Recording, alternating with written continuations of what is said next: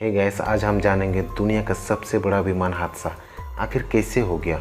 एक ही रनवे पर दो बोइंग 747 विमान आपस में आखिर टकरा कैसे गए। इसमें करीब 583 बेगुनाह लोगों की जान चली गई थी।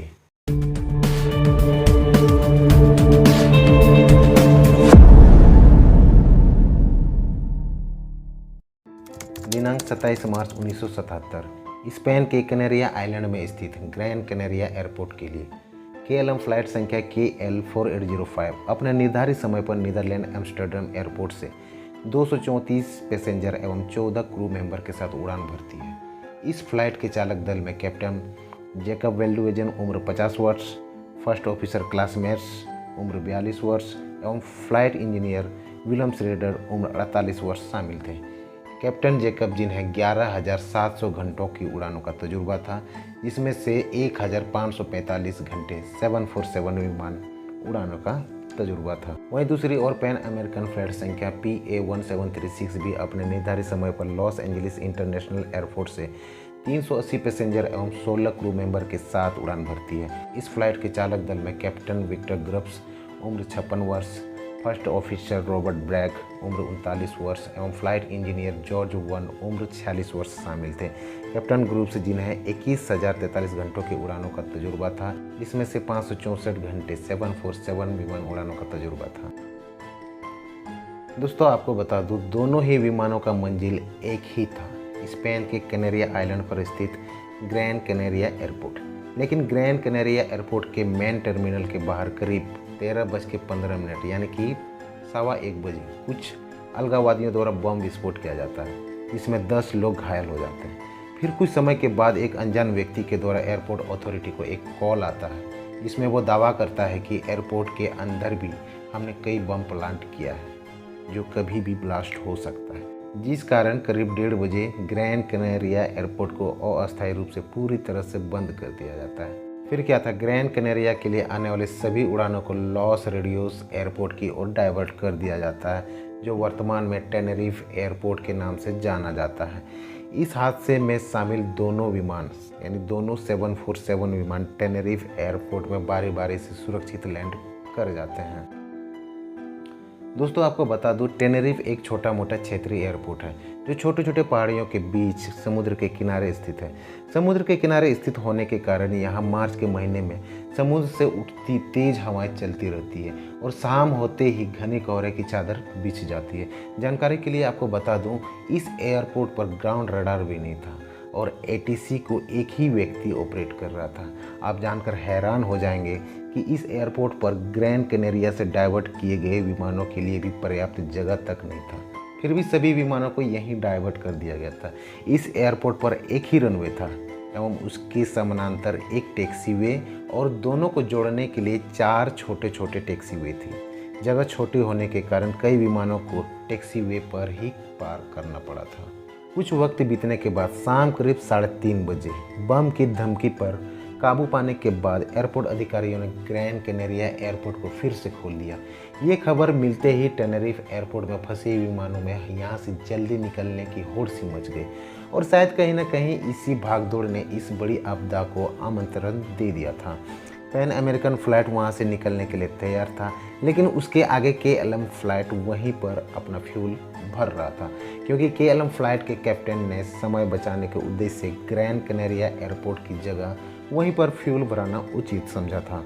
अमेरिकन फ्लाइट के आगे पीछे विमान होने के चलते वहाँ से निकलने में वह असमर्थ था, क्योंकि साइज में भी वह बहुत बड़ा था, इधर उधर से भी कट नहीं मार सकता था। अब सिवाय इंतजार करने के अलावे कुछ नहीं बचा था। करीब 35 मिनट बाद KLM फ्लाइट पूरी तरह से ईंधन भर लेता है। ATC ने KLM कैप्टन को रनवे की पूरी लंबाई के नीचे टैक्सी करने का निर्देश दिया, फिर टेक ऑफ की स्थिति में आने के लिए 180 डिग्री मुड़ने को कहा। उसके चंद मिनट बाद टावर ने अमेरिकन फ्लाइट को भी KLM के पीछे रनवे पर टैक्सी करने को कहा। फिर रनवे पर आगे बढ़ते हुए 3 नंबर टैक्सी वे का उपयोग करते हुए रनवे से बाहर जाने को कहा। दूसरी ओर KLM फ्लाइट जल्दी ही रनवे के अंतिम छोर पर 180 डिग्री मुड़कर टेक ऑफ के लिए तैयार हो गया। इधर अमेरिकन फ्लाइट मुख्य रनवे पर ही था, क्योंकि पैन फ्लाइट जैसे ही रनवे पर इंटर करती है, कैप्टन को घने कोहरे के चलते ठीक से पता ही नहीं चल रहा था कि कौन सा पहला, दूसरा या तीसरा टैक्सीवे है। रेडियो फ्रीक्वेंसी भी सही से काम नहीं कर रहा था, जिसके चलते रेडियो पर आवाज़ भी स्पष्ट नहीं आ रही थी। इसलिए शुरू में चालक दल क्लियर नहीं था कि टावर ने पहले या तीसरे टैक्सीवे का इस्तेमाल करने को कहा है। चालक दल ने फिर से स्पष्टीकरण मांगा तो टावर ने जोर देकर जवाब दिया, तीसरा वाला सर, 1 2 3, यानी कि तीसरा वाला। इसके बाद पायलट ने जवाब दिया, ओके क्लियर है। तीसरा टैक्सीवे रनवे से 148 डिग्री का कोण बनाती है, जो कि 747 जैसे बड़े विमान को मुड़ने के लिए काफ़ी दिक्कत होती। आगे चलकर फिर से 148 डिग्री का मोड़ लेकर दाहिनी ओर से टेक ऑफ के लिए रनवे के नीचे जाना था। रनवे पर रनवे से बाहर निकलने के लिए कोई मार्क या संकेत तक भी नहीं था और कम विजिबिलिटी के कारण वे तीसरा टैक्सीवे जहां उनको मुड़ना था पार कर गए। अब रनवे से बाहर निकलने के लिए एकमात्र चौथा टैक्सीवे था, जो कि 35 डिग्री का कोण बनाता था रनवे के साथ, जो कि आसान रास्ता था बाहर निकलने को, लेकिन संयोगवश वहां तक बेचारे पहुंच ही नहीं पाए। अमेरिकन फ्लाइट ने टावर को सूचना दिया कि हम अभी भी रनवे पर ही हैं, लेकिन उसी समय इलेक्ट्रॉनिक बूझ करीब 3 सेकंड तक के चलते ट्रांसमिशन में बाधा उत्पन्न हो जाती है, जिसके कारण KLM फ्लाइट के चालक दल को कुछ सुना ही नहीं दिया। KLM फ्लाइट के कैप्टन ने थ्रोटल को आगे बढ़ाया। फर्स्ट ऑफिसर क्लास मेर्स उड़ान के दौरान की जाने वाली प्रक्रिया फ्लाइट इंस्ट्रक्शन को पूरा कर रहे थे। टावर ने KLM को निर्देश दिया, stand by for take off, I will call you. Captain van Zanten ने सिर्फ टेक ऑफ वर्ड को सुना और आगे बढ़ते रहे। फिर टावर ने पैन अमेरिकन से अपनी स्थिति का रिपोर्ट मांगा। पैन फ्लाइट के कैप्टन ने जवाब दिया, हम अभी भी रनवे पर ही हैं, रनवे से बाहर निकलते ही हम आपको क्लियर रिपोर्ट दे देंगे। इस बात को KLM फ्लाइट के इंजीनियर ने सुन लिया और कैप्टन को आगाह किया कि अमेरिकन फ्लाइट अभी रनवे से हटा है या नहीं, टावर शायद श्योर नहीं है।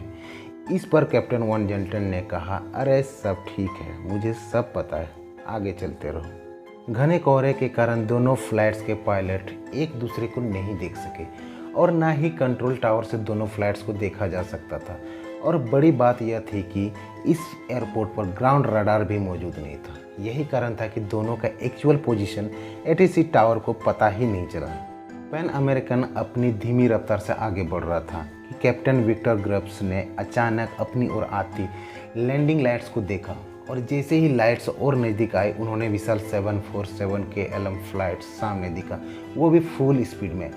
पैन कैप्टन ने कहा, गॉड डैम इट, और तेज़ी से प्लेन के थ्रोटल को आगे किया और तेज़ी से रनवे के बाईं और घास की तरफ प्लेन को मोड़ दिया, इस उम्मीद में कि KLM फ्लाइट को रास्ता मिल जाए और टक्कर होने से बच जाए। लेकिन अफसोस ऐसा नहीं हुआ। उधर KLM फ्लाइट के क्रू दल ने भी जब पैन फ्लाइट को अचानक सामने देखा तो सभी इंजन में फुल पावर देकर नोज को ऊपर कर दिया एवं कंट्रोल व्हील पूरी ताकत से ऊपर की ओर खींचा, इस उम्मीद में कि शायद पैन फ्लाइट के ऊपर से हम फ्लाई कर जाएं। पर अफसोस ये भी नाकाम रहे। KLM फ्लाइट की नोज काफ़ी ऊपर उठाने की वजह से पीछे टेल जमीन से रगड़ खा रही थी, जिससे चिंगारी भी निकल रही थी। और अगले ही क्षण में KLM फ्लाइट का दाहिना इंजन एवं टेल पैन फ्लाइट के बीचों बीच से टकरा जाती है, जिससे इंजन टूटकर अलग हो जाता है। और चूंकि KLM फ्लाइट के दोनों विंग्स में भारी मात्रा में फ्यूल होने की वजह से एक जोरदार विस्फोट हो जाता है, जिससे KLM फ्लाइट के 248 पैसेंजर एवं क्रू मेंबर में से सभी 248 मासूम लोगों की मौत दुर्घटना स्थल पर ही हो जाती है एवं पैन फ्लाइट के 396 में से 335 लोगों की जान चली जाती है और 61 पैसेंजर घायल हो जाते हैं। इस हादसे में फ्लाइट के 61 पैसेंजर ही जिंदा बच पाते हैं। इस हादसे के बाद पूरे एविएशन सेक्टर में ATC को निर्देश दिया जाता है कि जब तक फ्लाइट पूरी तरीके से टेक ऑफ नहीं कर जाती है, तब तक टेक ऑफ वर्ड को यूज करना ही नहीं है। तो दोस्तों, आपको क्या लगता है इस बड़ी दुर्घटना में सबसे बड़ी गलती किसकी थी? कमेंट करके ज़रूर बताइए। और वीडियो अच्छी लगे तो इस चैनल को ज़रूर सब्सक्राइब कर लीजिएगा। वीडियो देखने के लिए आपका बहुत बहुत धन्यवाद।